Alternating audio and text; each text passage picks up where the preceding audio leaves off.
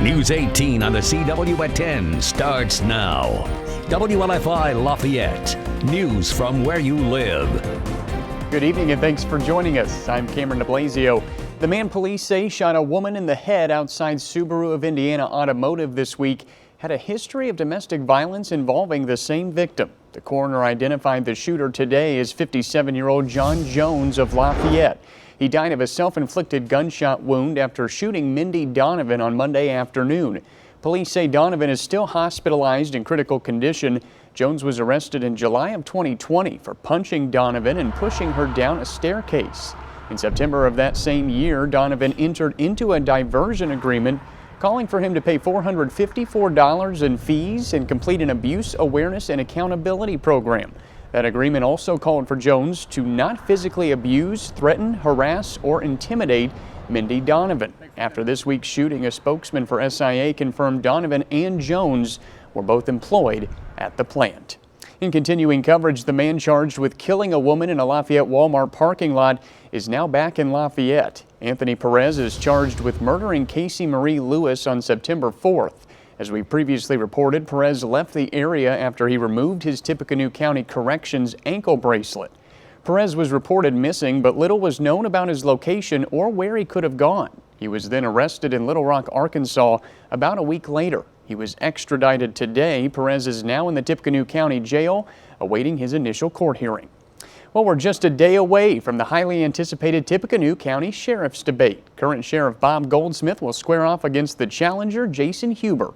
It'll take place tomorrow at 7 p.m. at McCutcheon High School. The public is invited to attend. The debate will be an hour long with a short halftime break. Each candidate will be asked a question and then will have a chance for rebuttal.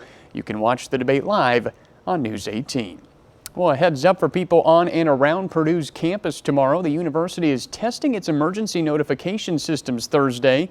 The campus-wide simulation will test email notifications, text messaging, as well as outdoor sirens. Beacons installed in large classrooms, computer pop-up alerts, and boiler TV emergency alert programs will also be tested.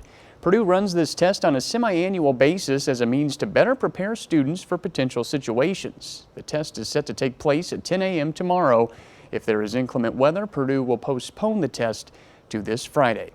Investigators are working to track down a missing Lafayette teen. 16-year-old Jada Nauer was last seen in front of Carey Home for Children in Lafayette on Tuesday afternoon. She likely left that spot with 18-year-old Jonte Liggins. Nauer got in a silver Ford Fiesta with temporary plates.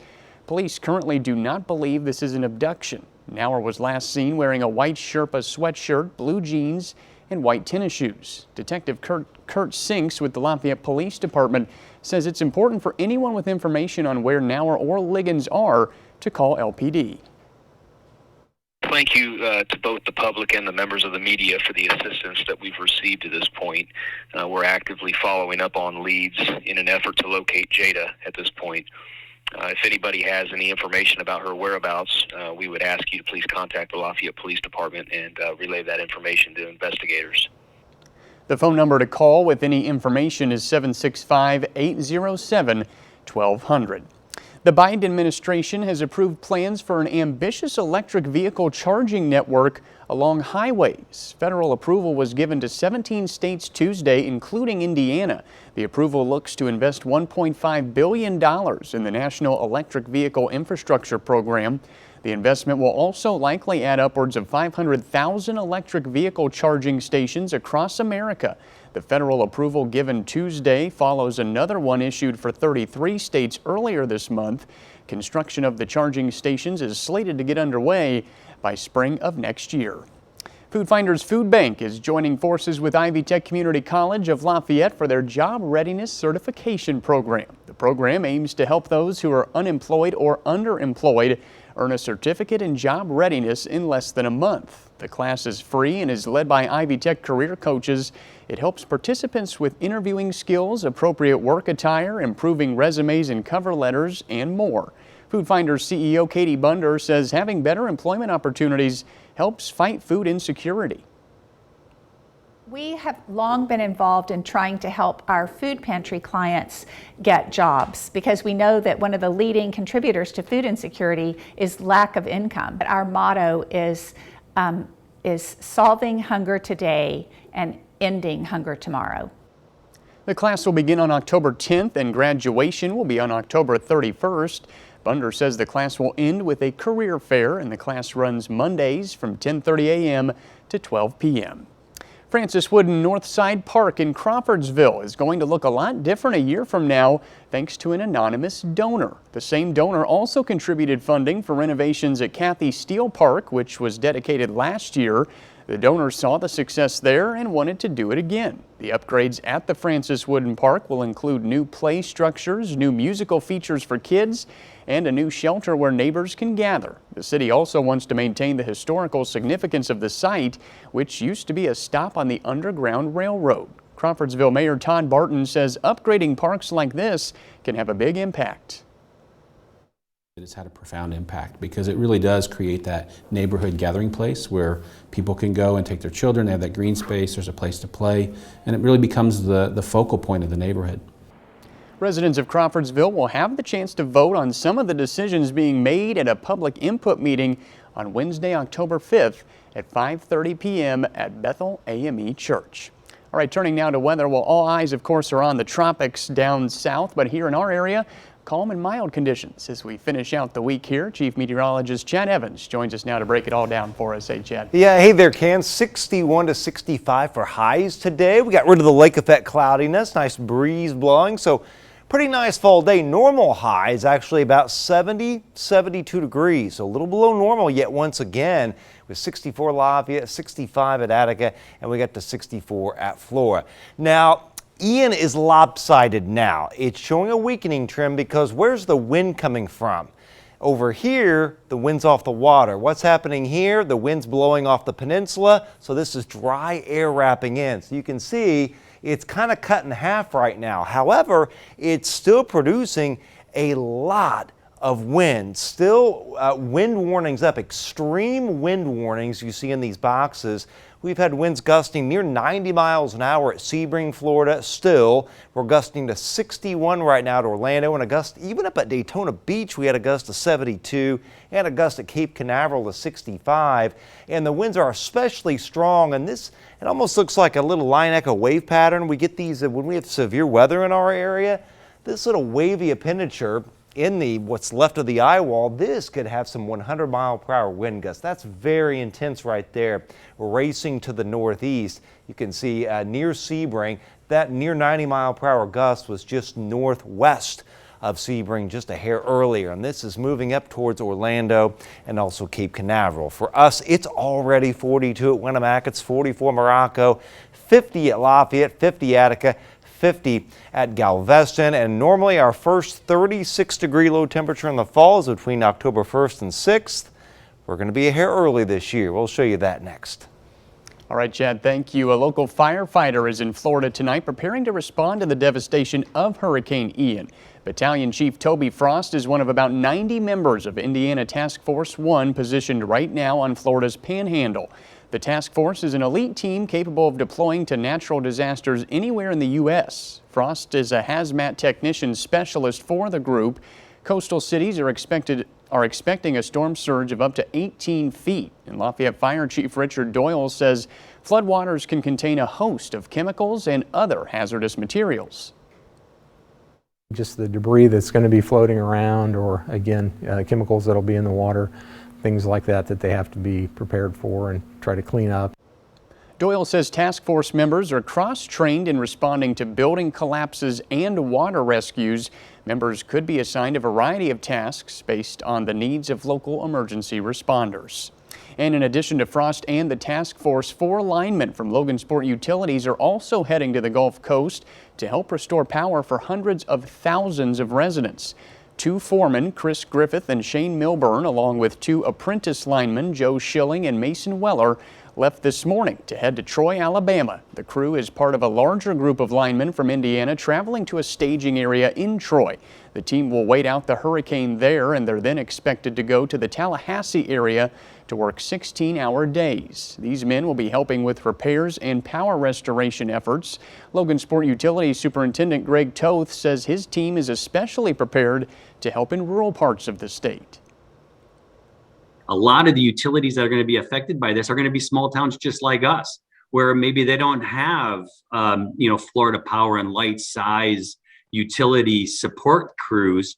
They've got, 5 or 6 linemen. They're going to need our kind of help. And that's where we go down and can lend a hand to those kinds of cities as well. Toth says his department has only been asked to help in these situations a couple times in the last decade. He adds the team will likely stay in Florida for 2 weeks, but are prepared to stay longer if needed.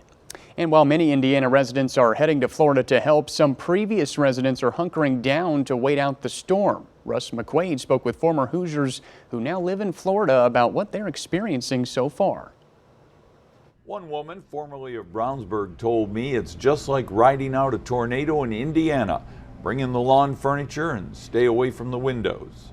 The rain is definitely picking up. Yeah, our biggest concern is debris falling off of these trees and coming through the windows. You can see, there's already, some debris down, but not much. I spoke with Angie Barnes before she lost cell phone service and was forced to barricade her family in a bedroom with a mattress up against the windows in her Bradenton, Florida apartment. Preparing for a hurricane is like being stalked by a turtle. I started prepping on Friday, going to Costco, getting the waters, the foods, the non-perishables, using up, as much food as we have in the freezer, just in case we do lose power, that we're not losing all of that food. A little bit south near Port Charlotte, Brownsburg native Lori Shearer was expecting the eye of the hurricane to pass over her house. The storm will actually come from that direction. So this right here is the street of our house, and where the water is out here, we typically don't get water. We've got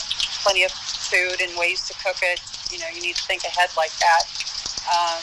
If you have a grill or something, keep that close, because when the rain quits, then you can start cooking. Our generator is large enough that we can run both of our refrigerators, our air conditioner, and our freezer, and lights, of course. Back up north a bit in Bradenton, I asked Angie Barnes if hurricanes were the price you pay for living in a groovy place. Hurricanes don't happen often, but sunny days happen all the time. So we will take this. All right, we've got a cool night ahead. Normally, our first patchy light frost with lows of 36 or less is in the first 6 days of October. But tonight, a chunk of the area is going to get down to 36 degrees, 36 in Greater Lafayette. Watch for some patchy shallow fog in low areas and areas around water. And there you see the lows at 33 to 38. We'll show you a warming trend for the weekend next.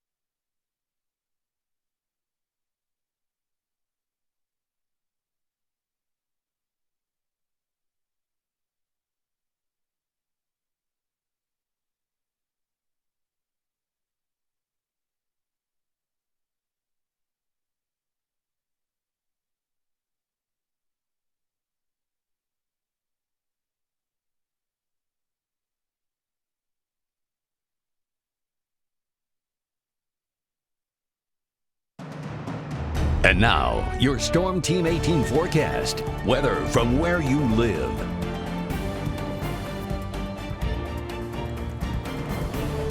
All right, check that out. This is kind of the general pattern right now. We got the hot ridge of the west. We've had a lot of record warmth out west and especially over western and northwestern Canada. But the trough's been in the east, and this is all due, remember, all the typhoons out in the West Pacific moving up into Alaska, deepening the trough. So you got a trough way out here, got a big ridge here with record warmth, and then the cool weather here. We had some record lows, believe it or not, from Minnesota down to Alabama this morning, and the trough is just being pulled.